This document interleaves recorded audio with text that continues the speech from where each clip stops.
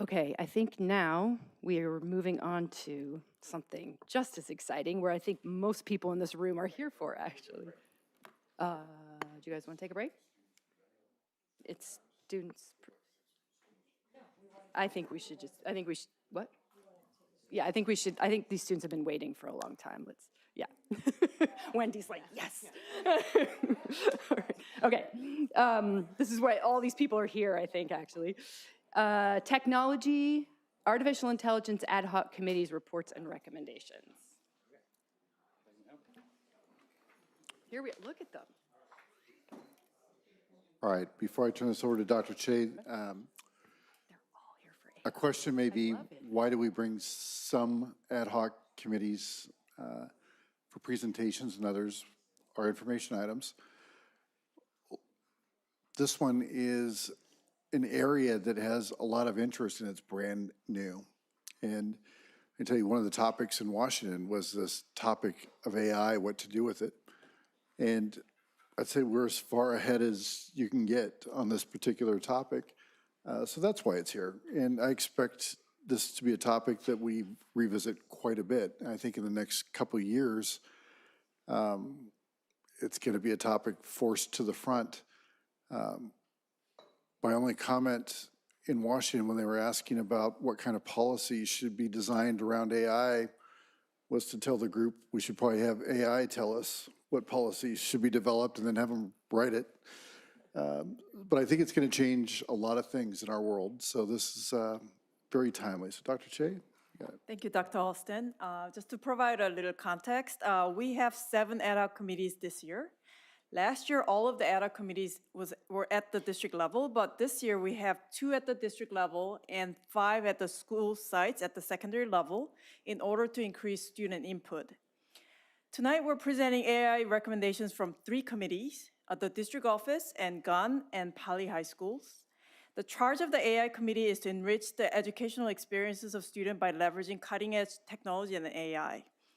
The district committee focused on developing the AI guidance document and resources, while Pali and Gan focused on incorporating student input. The district committee consisted of 35 industry experts and community members with diverse backgrounds, including higher education, AI computing, and healthcare, in addition to teachers and staff. The committee published the AI guidance document along with the resource page, which supports the use of technology and AI to enhance teaching and learning. With that, the district committee also came up with a list of recommendations, which include identifying grade level specific AI literacy skills, integrating safety and social emotional learning, calibrating across different disciplines and providing PD supports, and finally, aligning student data privacy with current district practices. I'd like to thank everyone involved, which include 35 industry expert and community members. We have 32 student committee members at both school sites, in addition to teachers and staff. At this point, I'd like to turn it over to Dr. Stratton, Mr. Klein, and Ms. Steingart, who have been leading the AI committees at Gunn and Pali, along with some of the student committee members here to share the updates. So at Gunn, we had some pretty fabulous conversations during a series of, I think, about 5 lunchtimes. And we really ended up focusing on the intersection between AI and learning. And tonight, to share a little bit about the 3 various themes that we landed on, I have Wendy, this is another Wendy, and Alina to talk about access and equity. I have Vin and Chris Lee to talk a little bit about in-class, how to use class time to really reflect our humanity. And I have Sameta and Sujay to talk a little bit about balancing out, embracing technology and yet sustaining the rigor of our courses. Wendy.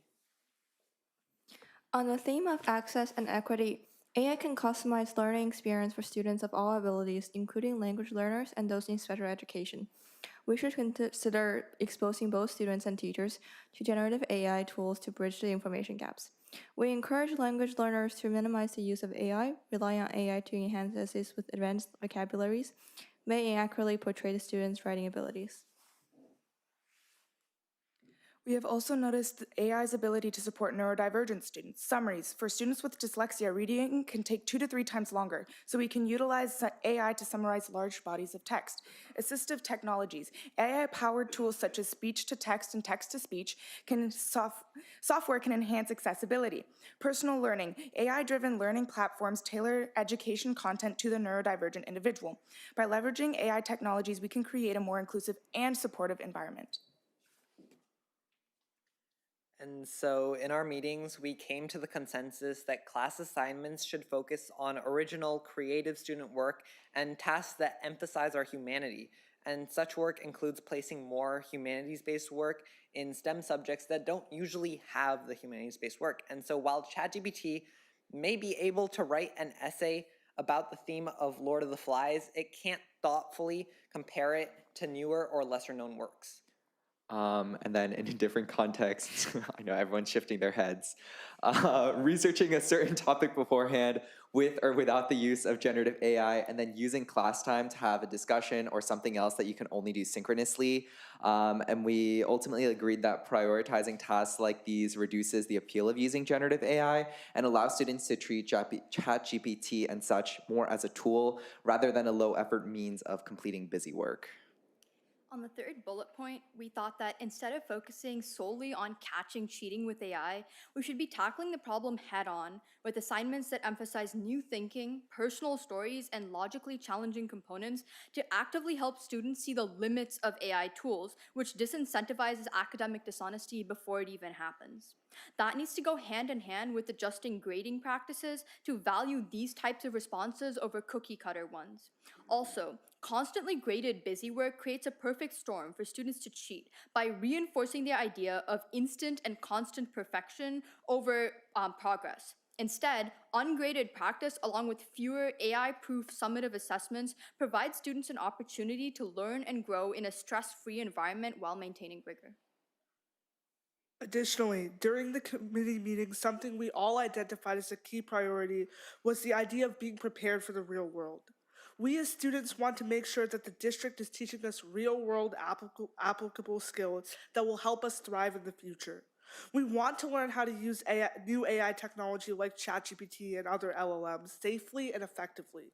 But we also want to make sure we aren't over-reliant on AI so we can still learn the crucial skills we need. We believe that the district needs to ensure that the curriculum is modified to teach us how to use tools like ChatGPT while still testing our higher order thinking skills that ChatGPT lacks. Now we're transitioning over to Poly Committee. All right, good evening. It's been such a pleasure to facilitate a group of collaborative and forward-thinking students and staff this year. After many thoughtful discussions and a review of a school-wide student and staff survey around AI, the group is suggesting 3 primary next steps. Who better to share those next steps than our wonderful students? And to introduce everyone and start us off, we have Mihir, who is a senior.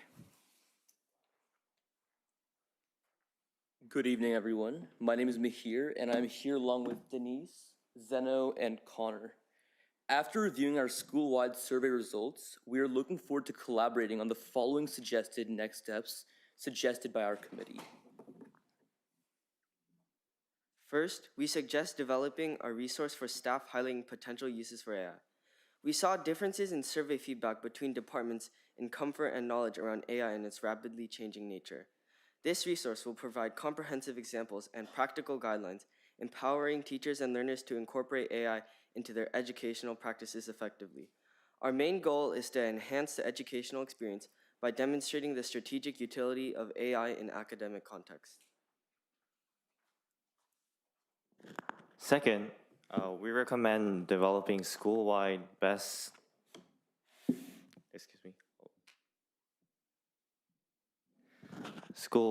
practices for articulating classroom expectations for use of AI. This is essential for enhancing clarity in student AI utilization. By establishing clear guidelines, students can better understand how to responsibly incorporate AI into their learning, also making a more productive learning environment for students.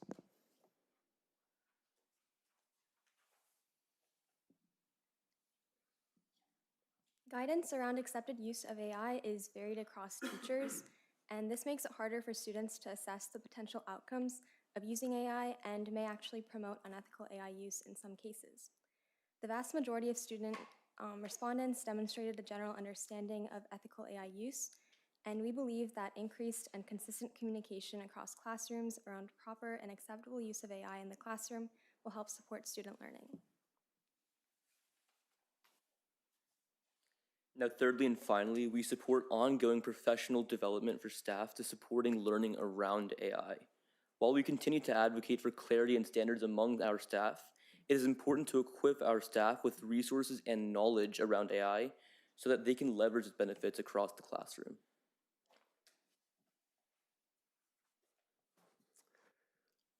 Hi, I'm Brent Klein, the principal at Pally. I want to first thank Michelle Steingart, assistant principal, for organizing, supporting our AI. These are 4 of our 12 students that participated, along with adults. And we will definitely use their information to influence our work in AI. Throughout my career, I know that there's one thing that's been consistent, and that has been the use and the increased use of technology. It will not go away, and we need to embrace that. As leader of Palo Alto High School, I want to embrace the current AI technology, both for students, but most particularly for educators. I want to bring in purposeful tinkering and tools to use as an equalizer so that we can address the student learning differences that we have in both of our schools. AI should be used to getting unstuck with students and adults and to get started on something new and refreshing that we can bring a partnership and educational experience with both students and adults.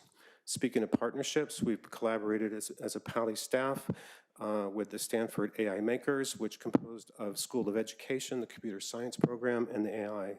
We're looking at brainstorming ways to support student learning, adult learning, and embracing AI in a collaborative effort to improving student outcomes. Thank you. That it? Thank you. Colleagues, any comments? Mr. Drop. Thank you to everybody on the committee and all the students, especially who presented and took part in this. I think that this initiative and what we've been doing, what district staff has been doing in terms of the AI committees and what you all have been taking part in is probably the single most important thing we're doing in this district right now. And the reason is because every single thing that is a priority in this district, in our promise that we talk about in all of our board meetings, AI has the capacity and the potential to make all those things fundamentally different, right? It is a foundational sea change for student outcomes, for our underserved students, for preparing our students for what, the real world is going to be like in less than 3 years. And so as much as I think that it's very novel and, we get these updates and I think people think of it like, oh, cool, we're doing AI.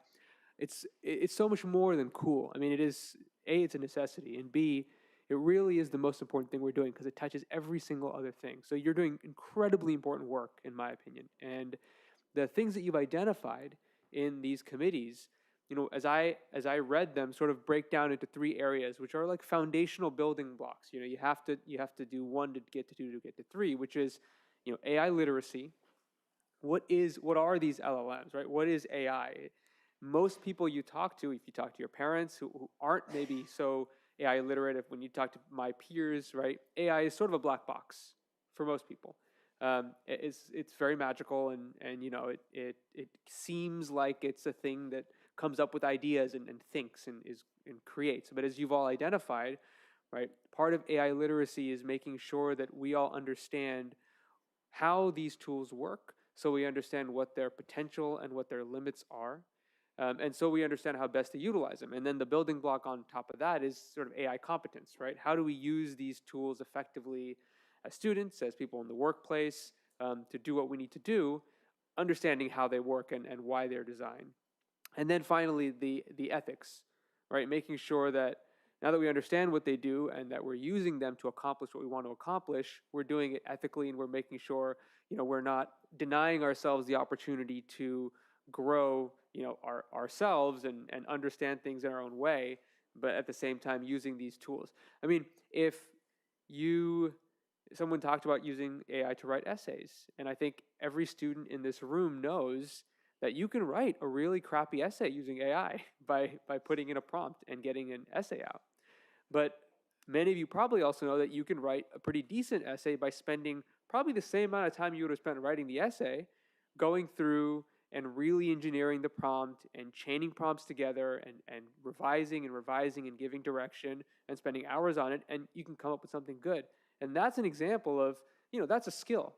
And that's not just a skill in terms of how to use AI, it's a skill in terms of editing and management. And it's a kind of skill that's very useful in the workplace. As someone who manages other attorneys and edits their writing, I can tell you the process of chain prompting an AI to come up with a readable piece of writing is almost identical to the process of reviewing and editing and revising somebody's work who's written something and submitted it to me. So these are real world skills, and so this sort of holistic approach that you all have taken is really important. And again, I'll say it the third time, this is the most important thing the district is doing, I think, because it touches every single other thing we're doing. So I'm really interested in what we're doing and really supportive of everything.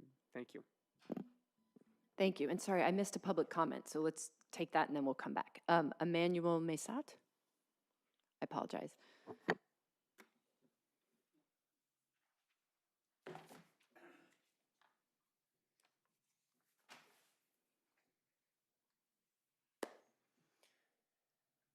The emergence of artificial intelligence forces us to think about what it means to learn. In February, with some of you in the staff, we ended up going to Stanford for the AI on Education Summit. And then there were a few questions that I asked myself, and I think we were all asking ourselves. What should we do to teach? What should we do? What should we teach our children to prepare them for the future? How can we motivate students with AI through the school and education? And ultimately, can AI improve student outcomes? Well, it turns out that all the school districts ask themselves these questions. But Palo Alto is somewhat privileged. They are next to Stanford, they are in the Silicon Valley, and there is a parent network, and I'm one of them. Now, I was part of the ad hoc committee. There were 35 people that answered the call. I hope that the Palo Alto School District is going obviously to move forward and continue taking the lead in terms of putting AI in educations. Because I think here there is an opportunity for all of us, the school district, is actually to lead other school districts and finding answers before them.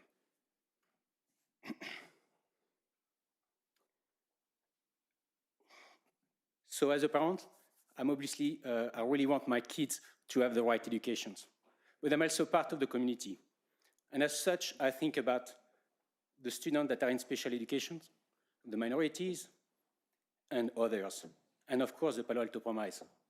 So if you call on other parents, on parents once more, which I encourage you to do, there will be some of us, myself, that will be answering the call.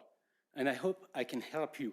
As an engineer, I do a lot of work with the AI. I actually teach AI myself. And I hope I can help you on that journey. Thank you. Please email us the rest of your comments, board@pausd.org. Thank you so much, and thank you so much for serving on the committee. Okay, sorry, colleagues, any more comments? Steve Brienza.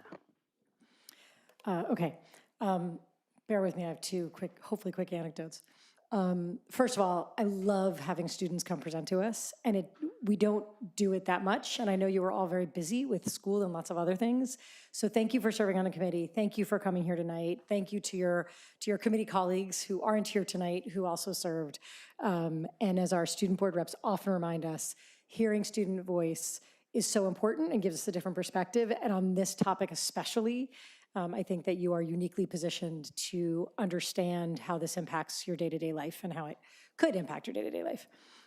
When Dr. Austin told us that most districts seem to be sort of banning AI and just banning ChatGPT, and that we weren't going to do that, I was really excited for a couple of reasons, not the least of which it immediately made me think of my first years of classroom teaching. I taught elementary school math, and back in the last century, And I was reminded of when calculators were coming into elementary schools, and there were some people really trying to stop them from coming into elementary schools, and it seemed so silly.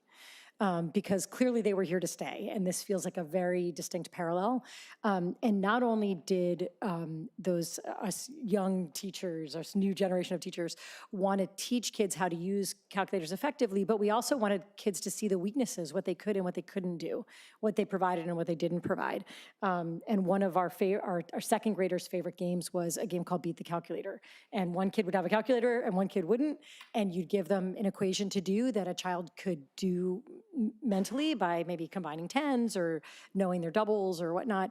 And almost always the student without the calculator would solve it first. And so that was really instructive for kids that yes, a calculator could be fast or could be a cheat, but a lot of times your brain was faster than the calculator. So now as I'm hearing you present today, and as I looked at the presentation, I was really struck by another parallel that students often would be really preoccupied with what the answer was, and they just want to, when you're doing math with them, they just want to find the answer.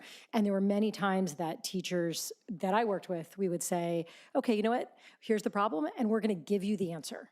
Now let's get into the work. Now let's sit down and talk about how do we know this is right? How can you prove it? What is a common mistake that people make? What is a common error? Why might someone have come to this solution? So taking the answer off the table as the thing, and instead getting to what you all talked about as fostering meaningful learning experiences, higher order thinking skills, all of these other opportunities.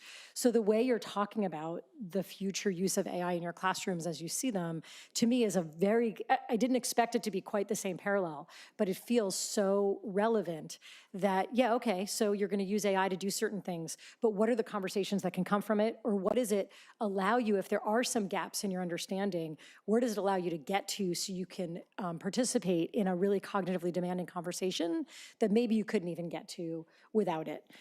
So I'm really excited about the work you've all done. I'm really excited about the work the district is doing with AI and how it deals with equity, how it deals with what is the reality in front of us, and the opportunities it presents for these really meaningful learning experiences in school. Thank you for indulging me. No questions, I'm just grateful. Anybody else? I want to thank everyone in the committee and especially the students who presented today. It takes a lot of courage to come to a board meeting. It takes even more courage to speak at a board meeting. And this is not a request, just an ask. If any student is interested or willing to share what you spoke, because I was trying to take notes so quickly. I was like, Lord of the Flies, that was such a great comment. But I would love to read it. The English teacher in me wants to sit down and really absorb what all of you said. And so my only ask is if anyone is willing to share it and email it, I would love to read it. I really thank you for your feedback and for your time. I just also wanted to thank the committee when I was looking through the notes for allowing courses and teachers to have flexibility and choice versus a one-size-fits-all approach.